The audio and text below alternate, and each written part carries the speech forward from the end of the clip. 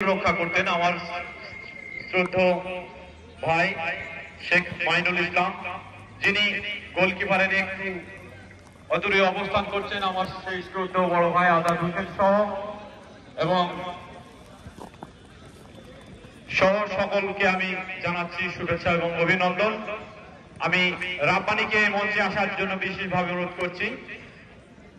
যারা আজকের এই মাঠ কাঁপাবেন, বাঘের সঙ্গে লড়াই, সেটাই কিছুক্ষণের মধ্যে আপনারা দেখতে পাবেন।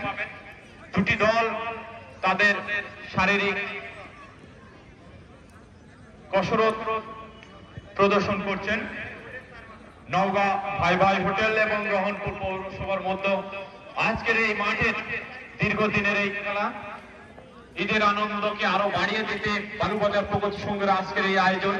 প্রথম সেমিফাইনাল খেলা, এই খেলার মধ্য দিয়ে ভাগ্য নির্ধারণ করবে